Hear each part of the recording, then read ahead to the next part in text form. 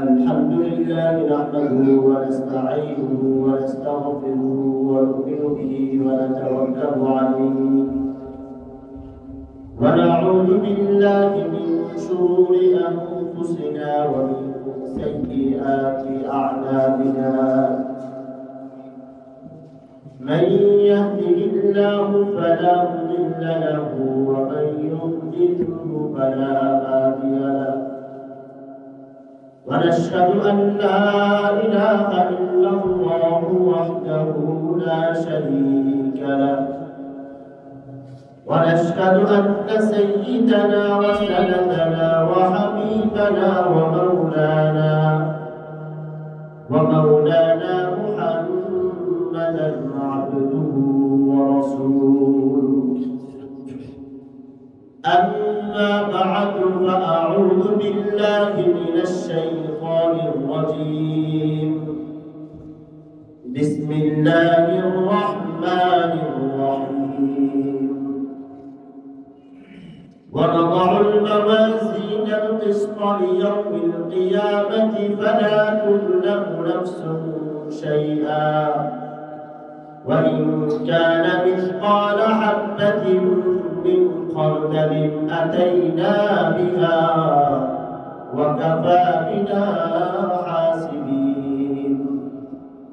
وعن أبي هريرة رضي الله تعالى عنه قال قال رسول الله صلى الله عليه وسلم كلمتان حبيبتان إلى الرحمن خفيفتان على اللسان ثقيلتان في الميزان سبحان الله وبحمده سبحان الله العظيم. صدق الله العلي العظيم وصدق رسوله النبي الكريم ونحن على ذلك من الشاهدين والشاكرين والحمد لله رب العالمين. الله رب العالمين অসংখ্য শুকরিয়া। আল্লাহ রব্বুল আলামিন আমাদেরকে পবিত্র মাস শাবান মাসের দ্বিতীয় জুমায় আল্লাহ তাআলার ঘর মসজিদে আসার বসার তৌফিক দান করেছেন। এই জন্য আমরা কালিমাতুশ শুকরিয়া আদায় করি আলহামদুলিল্লাহ।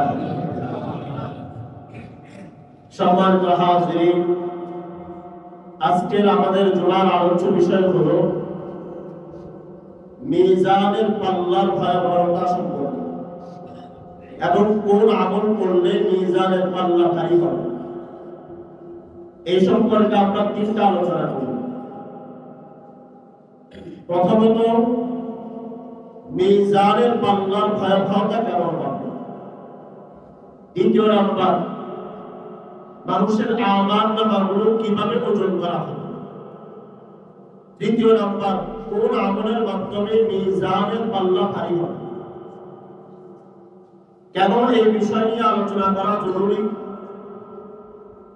বান্দা যতগুলো আমাল করে, নেক হোক অথবা বদ আমল হোক, সমস্ত আমালের হিসাব নিকাশ করে। আর এই হিসাব নিকাশ করতে গিয়ে যে পাল্লার মধ্যে ওজন করা হবে এটাকে বলা হয় মিজান। মিজান এর বহুবচন হলো মাওয়াজিন। শাব্দিক অর্থ হচ্ছে দাড়ি পাল্লা, যেখানে ওজন করা হয়। কিয়ামতের দিবসে আল্লাহ তাআলার পক্ষ থেকে বান্দার আমলনামা যে জায়গায় ওজন করা হবে এটাকে বলা হয় মিজান। কোন মুহাদ্দিসিনে কেরাম বলেছেন মিজান এটা মাওজুন শব্দের উপর আসে, অর্থাৎ এমন বস্তু এমন আমাল যেগুলোকে ওজন করা যেতে পারে। এই মিজান সত্য নাকি মিথ্যা এই সম্পর্কে আমাদের আহলুস সুন্নাহ ওয়াল জামাতের আকীদার কিতাব আকীদাতুল তাহাবী কিতাবের 115 নম্বর পৃষ্ঠার মধ্যে উল্লেখ করা হয়েছে যে আল মিজানু হাক্কুন, মিজান এটা আল্লাহ তাআলার পক্ষ থেকে সত্য একটা বস্তু যে আল্লাহ তাআলা আমলনামাগুলো ওজন করবে। এই মিজান কেমন হবে? মিজান হলো এমন একটা জায়গা, এমন একটা দাঁড়িপাল্লা, যেরকম দুই জায়গায় একটা রশির মধ্যে দুই পাশের দুটা বাটি ঝুলন্ত থাকে, যার মাধ্যমে ওজন করা হয়। কিয়ামতের দিবসেও আল্লাহ তাআলা বান্দার আমালগুলো এভাবে ওজন করবে। কিন্তু মিজানের পাল্লা কেমন হবে? এক একটা পাল্লা আসমান এবং জমিন যে পরিমাণ বড়, এক একটা মিজানের পাল্লা তার চাইতে 1000 গুণ বেশি বড়। এবার চিন্তা করে দেখেন, আমাদের একটা একটা আমল, একটা একটা গুনাহ, যেগুলো আমরা অনেক সময় ছেড়ে দিই, বলি এটা একটা সাধারণ গুনাহ, কত হাজার গুনাহ করছে, এটা করলে কি হবে? ওই একটা গুনাহের ওজন কি পরিমাণ হবে, আর একটা নেক আমলের ওজন কি পরিমাণ হবে? পুরা আসমান এবং জমিনকে যদি মিজানের পাল্লায় দেওয়া হয়, তাহলে এটা সরিষার দানার মতো দেখা যাবে। এরকম একটা দাঁড়িপাল্লার মধ্যে আমাদের আমালগুলো ওজন করা হয়। এই মিজান সম্পর্কে কোরআনের অনেকগুলো আয়াত এসেছে। আল্লাহ রাব্বুল আলামিন ইরশাদ করেন, যাদের আমলনামাগুলো ওজন করার পরে এটা ভারী হবে, আমলের পাল্লাটা ভারী হবে, কাল কিয়ামতের দিবসে এরা আল্লাহ তাআলার কাছে সফল ব্যক্তি হিসাবে পরিগণিত হবে। আল্লাহ রাব্বুল আলামিন বলেন, ওয়ান-নাসরু ইয়াওমাইযিনিল হাক্ক فمن ثقلت موازينه فأولئك هم المفلحون। আল্লাহ রাব্বুল আলামিন বলেন, মিজান আল্লাহ তাআলা বান্দার আমলগুলো ওজন করবেন, এটা সত্য। যাদের আমলগুলো ভারী হবে, এরাই কাল কিয়ামতের দিবসে সফল। وأما من خفت موازينه أولئك الذين خسروا أنفسهم। আল্লাহ রাব্বুল আলামিন বলেন, যাদের আমলনামাগুলো কাল কিয়ামতের দিবসে হালকা হয়ে যাবে, এরা নিজেরাই নিজেদের ক্ষতিগ্রস্ত করবে, নিজেরাই নিজেদের ক্ষতি করেছে। বিমা কানু বিআয়াতিনা ইউমিনুন, কারণ তারা আমার আয়াতকে অস্বীকার করত। এই আয়াতের মাধ্যমে এটা বোঝা যায়, যাদের আমলনামাগুলো ওজন হবে, আমলনামার পাল্লাটা ভারী হবে, নেক আমলের পাল্লা ভারী হবে, এরা কাল কিয়ামতের দিবসে সফল ব্যক্তি হিসাবে আল্লাহ তাআলার কাছে বিবেচিত হবে। সূরাতুল কারিয়াতের মধ্যে আল্লাহ তাআলা বলেন, فأما من ثقلت موازينه فهو في عيشة راضية। আল্লাহ তাআলা বলেন, যাদের আমলগুলো ভারী হবে, আমলের পাল্লাটা ভারী হবে, তারা স্বাচ্ছন্দ্যময় জীবন যাপন করবে। وأما من خفت موازينه فأمه هاوية। আর যাদের পাল্লাটা হালকা হয়ে যাবে, যাদের আমলনামার মধ্যে ওজন করার পর ওই আমলনামার ওজনটা হালকা হয়ে যাবে, তাদের ঠিকানা হবে হাবিয়া। আল্লাহ তাআলা জিজ্ঞেস করেন, মা আদরাকা মা হিয়া, তোমরা কি জানো হাবিয়া নামক জায়গাটা কি, এটা কোন জিনিস? ফাউমুহু হাবিয়া ওয়া মা আদরাকা মা হিয়া নারুন হাবিয়া। জাহান্নামের 8টা নাম থাকবে, এর মধ্যে একটা নাম হলো হাবিয়া। এই হাবিয়া নামক আগুন, জাহান্নামের আগুনটা হবে প্রজ্বলিত আগুন। এই জন্য এই আয়াতের দ্বারা বোঝা যায়, তাদের আমল ভারী হবে, এরা স্বাচ্ছন্দ্যময় জীবন যাপন করবে, তথা তারা জান্নাতের মধ্যে সুখ শান্তিতে জীবন যাপন করবে। এর বিপরীত যাদের আমলনামা হালকা হয়ে যাবে, এদের জন্য আল্লাহ তাআলার ঠিকানা হলো হাবিয়া নামক জায়গা। এজন্য আমলনামা যাদের ভারী, এরা সফল। আর যাদের আমলনামা হালকা হয়ে যাবে, নেক আমলের বদ আমলের পাল্লা যদি ভারী হয়ে যায় আর নেক আমলের পাল্লা যদি হালকা হয়ে যায়, আল্লাহ তাআলা বলেন ফাকুল্লুহু হাবিয়া, তার ঠিকানা হয়ে যাবে হাবিয়া নামক জায়গা। এই হাবিয়া এমন একটা জায়গা যেখানে আগুনগুলো ধাউ ধাউ করে জ্বলতে থাকে। এই জন্য মিজানের পাল্লা যাদের ভারী হবে এরাই সফল, আর যাদের হালকা হবে এদের অবস্থা সেদিন ভয়াবহ হবে। কোরআনে কারীমের সূরা আম্বিয়া 47 নম্বর আয়াত আল্লাহ তাআলা বলেন ওয়ালাদাউল মাওয়াজিন আল-কিসত লিয়াউমিল কিয়ামাতি ফালা তুযলামু নাফসুন শাইআ। আল্লাহ রাব্বুল আলামিন কাল কিয়ামতের দিবসে ইনসাফের দাঁড়িপাল্লা কায়েম করবেন। ফালা তুযলামু নাফসুন শাইআ, কোন ব্যক্তির উপর কোন ধরনের জুলুম করা হবে না। وَإِن تَكُ مِثْقَالَ حَبَّةٍ مِّنْ خَرْدَلٍ أَتَيْنَا بِهَا وَكَفَىٰ بِنَا حَاسِبِينَ। আল্লাহ তাআলা বলেন, কোন বান্দা যদি যাররা পরিমাণ গুনাহ করেছে, যাররা পরিমাণ ক্ষুদ্র থেকে ক্ষুদ্র নেক আমল করেছে, এমন নেক আমল যেটা কোনোদিন কেউ দেখে নাই, কেউ কোনোদিন এই নেক আমল সম্পর্কে জানেও নাই, আতাইনা বিহা, আল্লাহ তাআলা ওই দাড়ির পাল্লার মধ্যে সমস্ত নেক আমলগুলো নিয়ে আসবেন। ওয়াকাফা বিনা হাসিবিন, আল্লাহ তাআলা হিসাবকারী হিসেবে যথেষ্ট। এই আয়াতে আল্লাহ তাআলা জানিয়ে দিলেন, তোমরা যদি নেক আমল করো, এটা যদি যাররা পরিমাণ হয়, একদম ছোট থেকে ছোট আমল, যে আমলটা কোনোদিন দেখা যায় না, এটা আল্লাহ তাআলা নিয়ে আসবেন। সূরা লুকমানের মধ্যে লুকমান হাকিম তার সন্তানকে ওসিয়ত করতে গিয়ে বলেন, ইয়া বুনাইয়া ইন্নাহা ইন তাকু মিসকালা হাববাতিন, হে আমার সন্তান, যদি তুমি নেক আমল অথবা বদ আমল করো, আর এটা হলো একদম যাররা পরিমাণ, অনুর পরিমাণ, সরিষার দানা পরিমাণ, ফাতাকুন ফি সখরাতিন, এটা এমন একটা গুনাহ যেটা তুমি করেছো, আর ওই গুনাহটা বড় একটা পাথরের ভিতরে, একমাত্র পাথরের ভিতরের মাঝখানে যে একটা বস্তু আছে, ওই পাথরের পানি গুনাহগুলো জানে আর কেউ জানে না।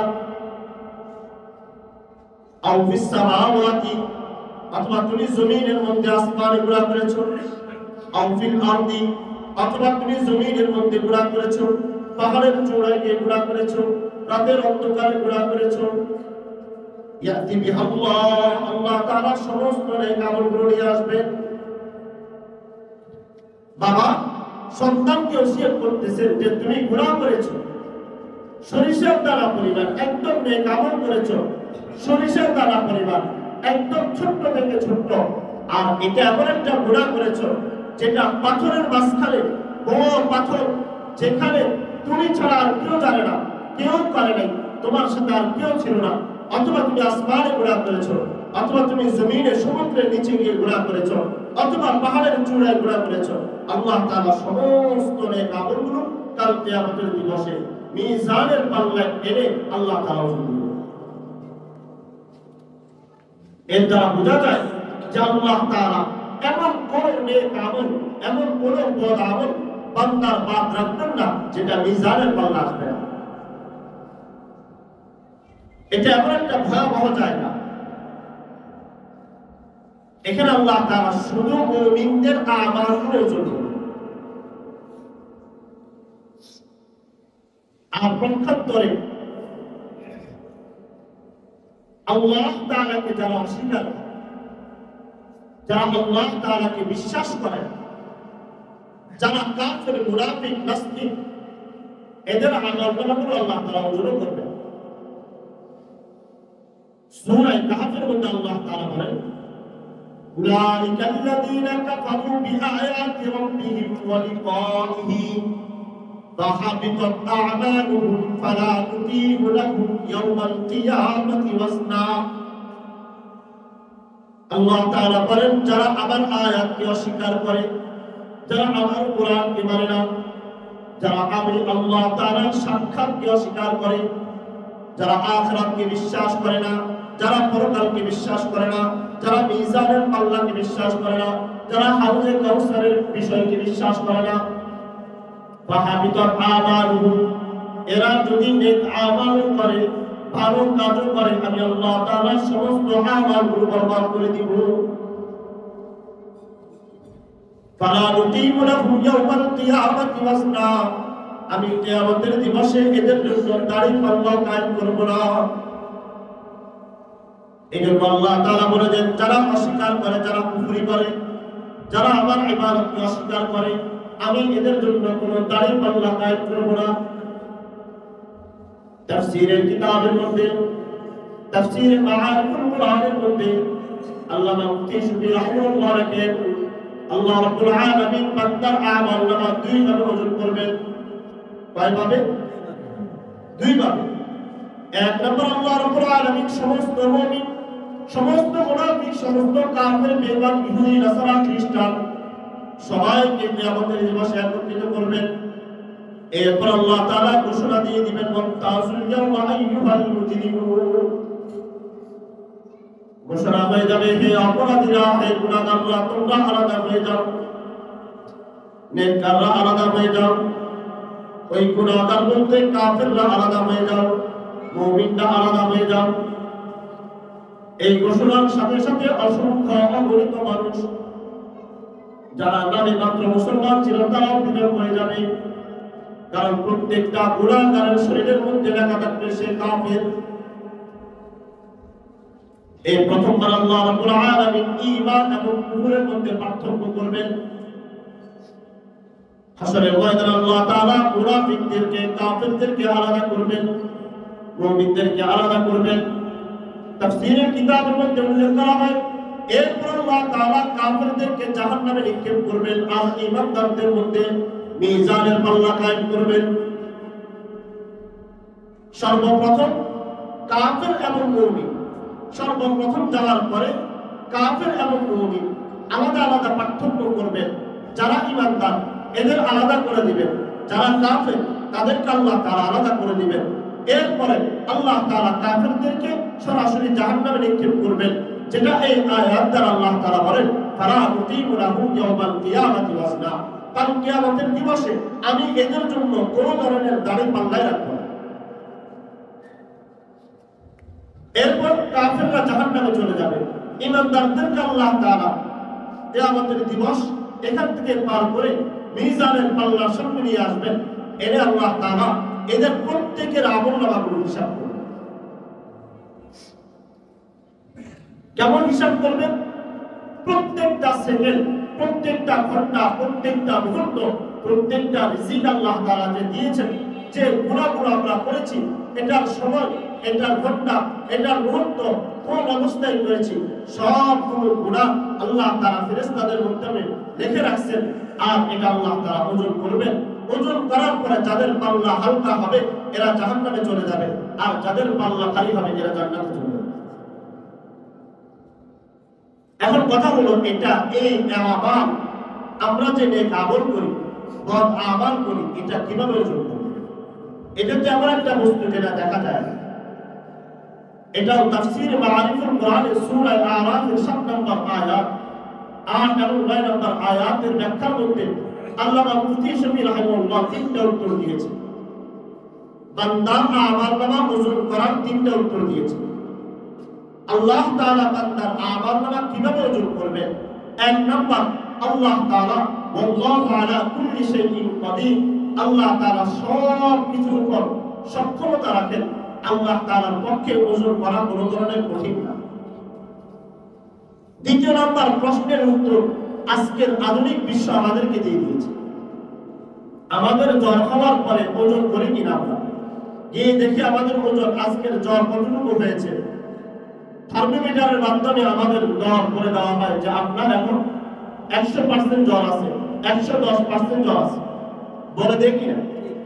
এই যে ঘরের মধ্যে লেখা আছে আজকের তাপমাত্রা কতটুকু, আবহাওয়া আজকে কতটুকু, ঘূর্ণিঝড় কতক্ষণে এসে কোন জায়গায় আঘাত হানবে, আমাদেরকে প্রবহমান বর্তমান পরিস্থিতির অবস্থা জানিয়ে দেয়নি। তাহলে ঘূর্ণিঝড়ের অবস্থা এটা আমরা দেখি না, বাতাসের প্রবল এই যে বেগ এটা আমরা দেখি না, আমাদের ঝড় কতটুকু হয়েছে এটা আমরা দেখি না, এটা দেখার মতো না। কিন্তু আল্লাহ তাআলা এরকম একটা পদ্ধতি দিয়ে দিয়েছেন যার মাধ্যমে মানুষ তার এই বিষয়গুলো ওজন করতে পারে। ঠিক তদ্রুপ আল্লাহ তাআলা কিয়ামতের দিবসে বান্দার আমল নামাগুলো ওজন করবেন। এগুলো দ্বিতীয় নাম্বার উত্তর। তৃতীয় নাম্বার, আল্লাহ তাআলা বান্দার আমলগুলোকে এক একটা আকৃতি দান করবেন।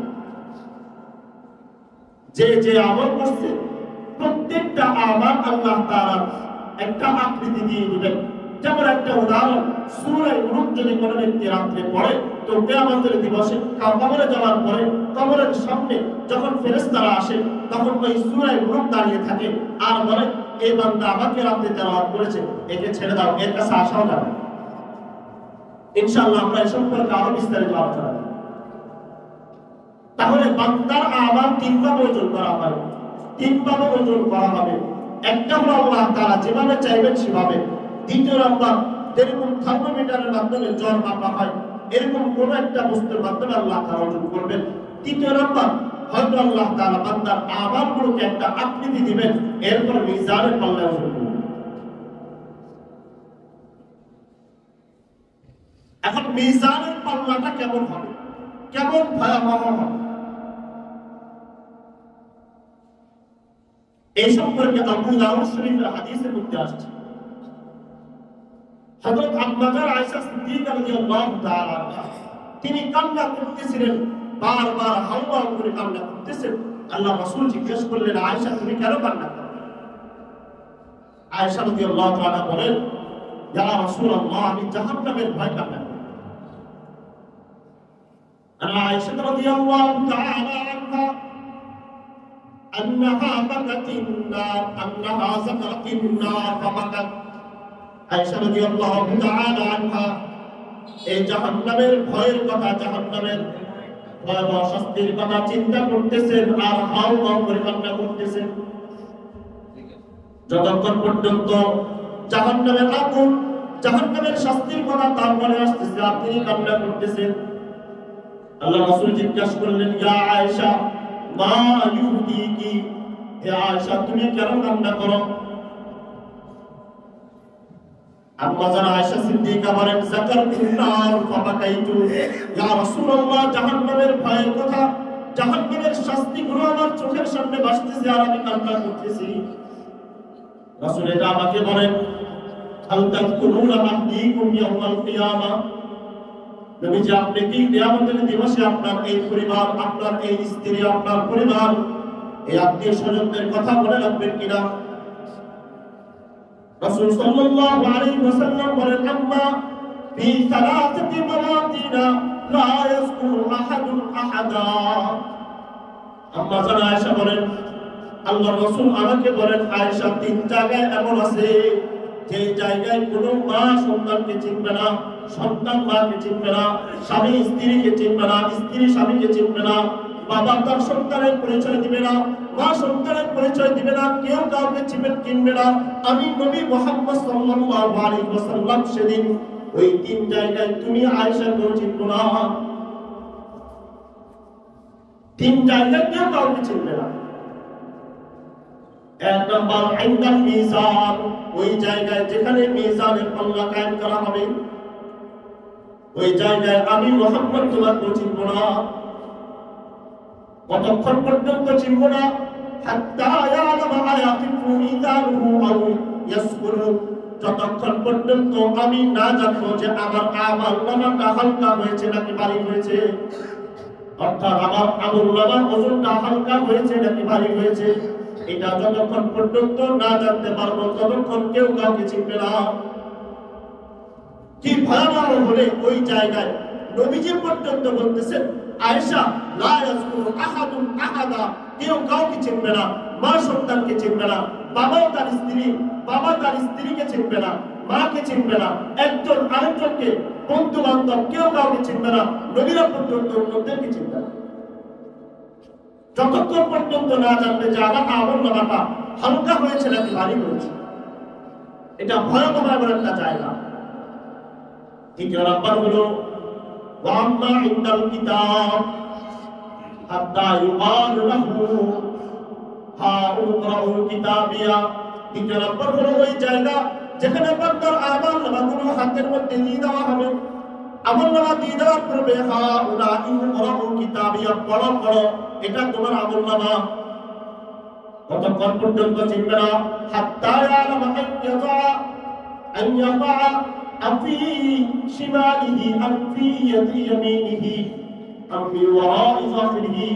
যতক্ষণ পর্যন্ত ওই বান্দা না জানতে পারবে তার আমলনামা ডান হাতে আসছে নাকি বাম হাতে আসছে, নাকি তার এই বুক ছিদ্র করে পিছনের রাস্তা দিয়ে তাকে আমলনামা দেওয়া হচ্ছে,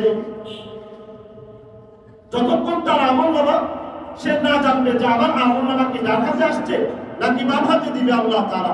আল্লাহ তাআলা তো বলবে যে দেখো দেখো এটা তোমার আমলনামা, পড়ো।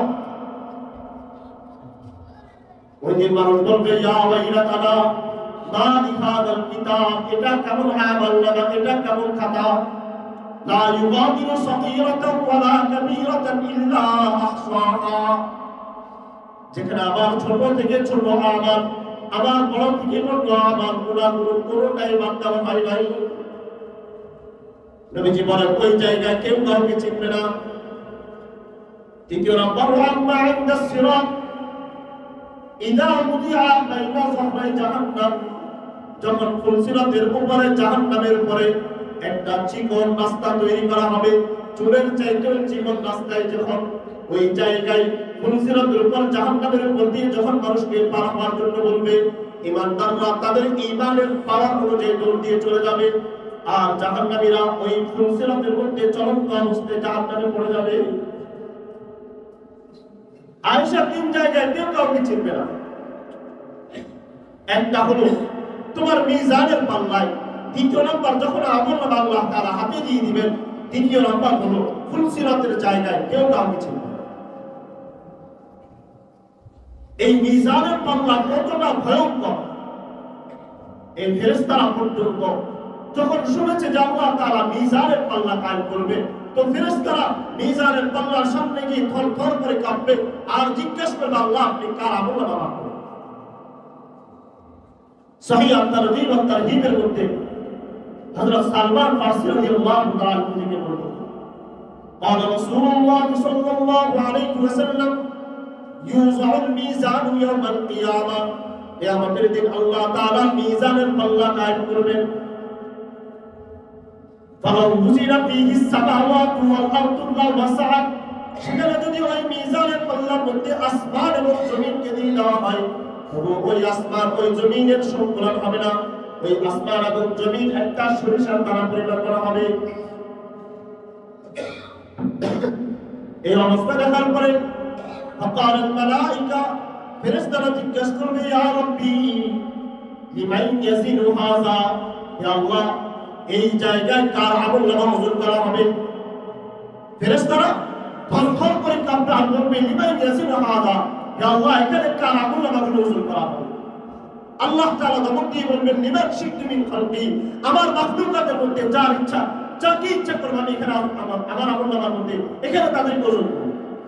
ফেরেশতারা আবার জিজ্ঞেস করবে লিমান ইয়াজিনু আলা হাযা, হে আল্লাহ এই ফুলসিরাতের জায়গায় আপনি কাদেরকে ওজন করবেন, কাদেরকে পার হওয়ার জন্য বলবেন। আল্লাহ তাআলা বলবেন লিমান শি'তু মিন খালকি, আমার মাখলুকাতের মধ্যে যাদেরকে আমি আদর দিয়া যাদেরকে আমি যত্ন করে সৃষ্টি করেছি আমি তাদেরকে ওজন করব। ফেরেশতারা কি বলবে সুবহানাকা মা আবদালাকা হাক্কা ইবাদাতি, হে আল্লাহ আল্লাহ আমরা আপনার কাছে আশ্রয় চাই, আল্লাহ আমরা আপনার কাছে পানাহ চাই, আল্লাহ আপনি যেভাবে ইবাদত করার জন্য বলেছেন আল্লাহ আমরা এভাবে ইবাদত করতে পারি না, আল্লাহ আমাদেরকে এই মিজানের পাল্লায় রাখিয়ে। বা চিন্তা করেন ফেরেশতারা যাদের কোনো গুনাহ নাই, যাদেরকে আল্লাহ তাআলা নেক আমলের যোগ্যতা দিয়ে সৃষ্টি করেছেন, ওই জায়গায় ফেরেশতারা পর্যন্ত থরথর করে কাঁপবে আর বলবে সুবহানাকা মা আবদালাকা হাক্কা ইবাদাতি, আল্লাহ আপনি যেভাবে ইবাদত করার জন্য বলেছেন আমাদেরকে, যেভাবে সিজদা দেওয়ার জন্য বলেছেন, এক একজন ফেরেশতা এরকম আছে যারা হাজার বছর ওই যে দুনিয়া সৃষ্টি হওয়ার সময় আল্লাহ তাআলা সিজদার হুকুম দিয়েছেন কিয়ামত পর্যন্ত তারা সিজদা দিতে থাকবে, আল্লাহ তাআলার নির্দেশ আসা পর্যন্ত মাথা তুলবে না। ওই সমস্ত ফেরেশতারা বলবে আল্লাহ আমরা আপনার ইবাদত যথাসময় সঠিকভাবে আদায় করতে পারে না। এই মিজানের পাল্লা এত ভয়ঙ্কর। এই জন্য মিজান এটাকে হালকাভাবে নেওয়া, যে আমল নামা গুলো দিবে আর ওজন করে ফেলবে শেষ, এরকম সহজ নয়। এই মিহি শরীফের হাদিসের মধ্যে আসছে আনাস ইবনে মালিক রাদিয়াল্লাহু তাআলা আনহু قال سألت النبي صلى الله عليه وسلم أن يشفع لي يوم القيامة।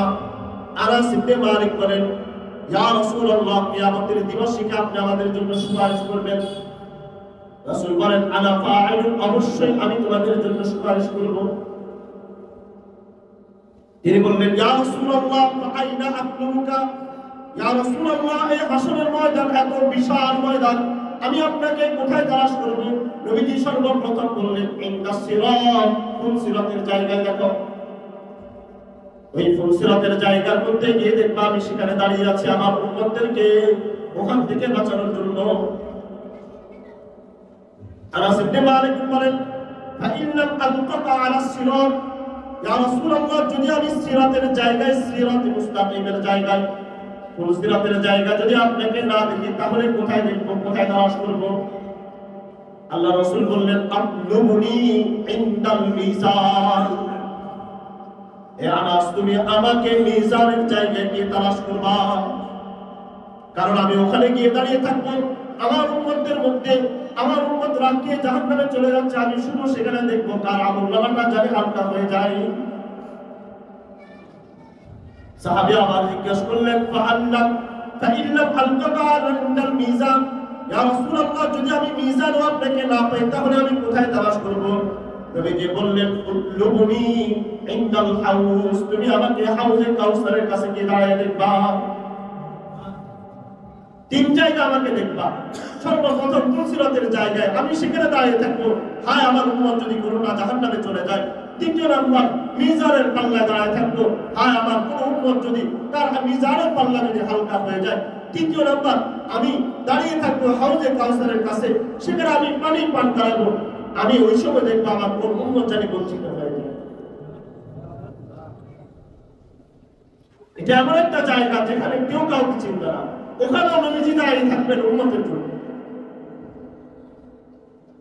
এই মিজানের গুরুত্ব অনেক বেশি। দ্বিতীয় নম্বর, মিজানের পাল্লায় যাদের আমলনামাগুলো ওজন হয়ে যাবে, তো আল্লাহ তাআলা ফেরেশতাদের পক্ষ থেকে একটা ফেরেশতা এরকম দাঁড়িয়ে থাকবে, যার আমলনামাটা ভারী হয়ে যাবে ফেরেশতারা আনন্দে ঘোষণা দিতে থাকবে, যার আমলনামাটা হালকা হয়ে যাবে ফেরেশতারা ঘোষণা দিতে থাকবে।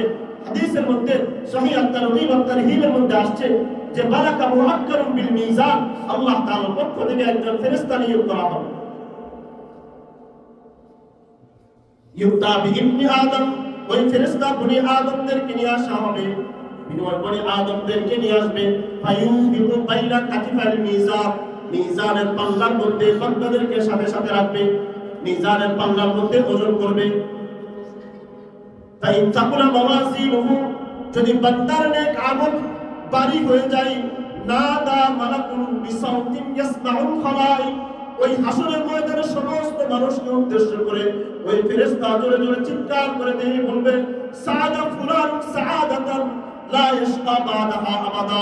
হায় দেখো দেখো, ওই ফেরেশতা ওই বলবে, ফেরেশতা দাঁড়ায় বলবে, দেখো দেখো ওই ব্যক্তি সাআদা ফুলান সাআদাতান, অমুক ব্যক্তি এমন ভাবে সফল হয়েছে, লা ইয়াশকা বাদাহা আবাদা, এরপরে আর কোনোদিন সে হতভাগা হবে না।